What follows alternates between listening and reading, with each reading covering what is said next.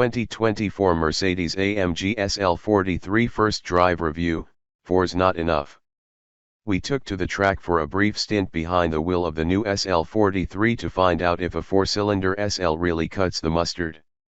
You can now buy a Mercedes-Benz SL class that has as many seats as its engine has cylinders. Never before in the 69-year history of the Mercedes SL has that been the case, but it is now. For the first time since the original 190 SL, you can get a 4-cylinder under the hood. That original car didn't have 4 seats, though, and it was an incredible, lightweight machine that was developed for racing first and road use second. Officially dubbed the Mercedes AMG SL 43, this is a wholly AMG-developed SL with 2+2 seating, a chassis shared with the upcoming AMG GT rear-wheel drive, and a 2.0-liter 4-cylinder engine up front delivering 375 horsepower and 354 lb-ft of torque with a little hybrid assistance. At the southern tip of Africa, around the famed Kyalami Grand Prix circuit, I got my first few laps behind the wheel of the SL 43, which was enough for me to realize the world doesn't need a 4-cylinder SL. The good, supermodel looks. The new Mercedes AMG SL is a looker. Mercedes got the proportions right on this one, despite somehow shoving in an extra pair of seats. And on looks alone, you would never imagine anything other than a V8 under the hood. It also feels lovely, the interior is much better than I thought it would be, and even the massive infotainment screen in the center doesn't look out of place. Bear in mind that on a racetrack, the last thing I was fiddling with was the touch screen. Still, the seats drop low into the chassis, and on a cold southern hemisphere winter afternoon, the heated seats work great. The steering wheel feels good in hand, too, and for someone 6'2" as I am, the seating position was spot on. Initial impressions: chassis, braking, steering. The 7th generation SL is a Mercedes AMG developed model from the ground up, and its platform will underpin the new AMG GT sports car/supercar. This shows, as through high and low speed corners, the SL 43 remains planted and well composed. Under braking, there's no nosediving or unsettling of the rear, which suggests an inherent balance to the platform AMG is working with. The steering agrees, and the turn-in is tight with precise weighting, albeit not giving the most feedback. Still, with a 4-cylinder engine up front, one would expect keener turn-in than what you get from its larger 8-cylinder brethren. Braking performance also seemed decent, with strong feedback from the pedal and the ability to shed speed well and get the car perched nicely on the front axle. The fundamentals seem right, but one aspect let them down. The bad: an SL is no place for a 4-pot. I've never been one to slag off a car for having a 4-cylinder engine or even a 3-pot, but a Mercedes SL isn't just any car. It's the S-class of sports cars, a car that once wholly embodied Mercedes' racing ethos.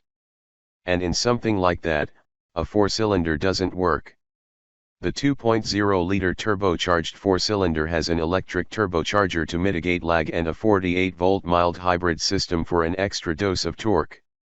Its on-paper figures of 375 HP and 354 lb-ft seem fine, too, and with peak power at 6,750 rpm and torque between 3,250 and 5,000 rpm, it seems like a car that'll be happy to rev out to reward the driver.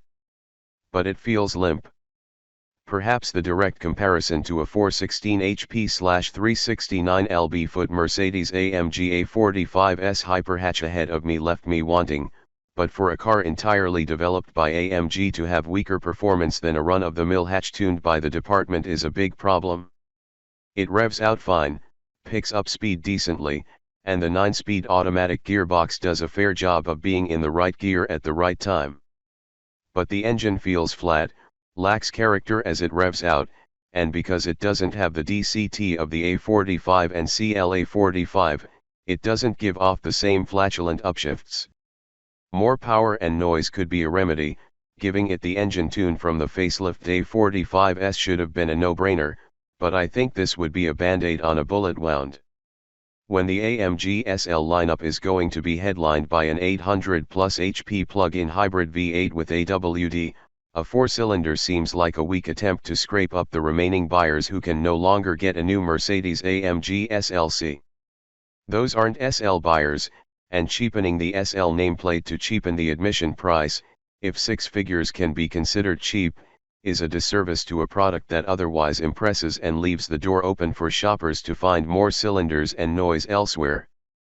I'm sure it'll have more than enough power in a real-world scenario, but the Mercedes SL has never been described as enough or ample. The SL is meant to be superlative, a feast for the senses. At idle and low-speed trundling, the engine needs to hint that there's more to be unleashed, and on song, I expect to be assaulted by an acoustic symphony. The SL43 doesn't do that. Disclaimer: racetracks suck for first drives. This article may be labeled a first drive, but the truth is that I experienced the SL43 in a very limited environment, on the pristine tarmac of an FIA Grade 2 circuit where its suspension rides as smoothly in comfort as it does in Sport Plus. My time behind the wheel was limited to just a few laps, too, so these are very brief, very rudimentary impressions, most of which warrant further investigation on a week-long test drive, which will happen soon. Within the confines of a racetrack, you can't evaluate ride quality, and your mind is, or should be, so focused on the act of driving so much that you can't really look at interior details. A racetrack is a great place for manufacturers to launch a product and a terrible place for a first drive, as so much of the everyday experience isn't seen or felt on a track, and just being on a great track immediately puts any gearhead car tester in a better frame of mind than being behind a keyboard.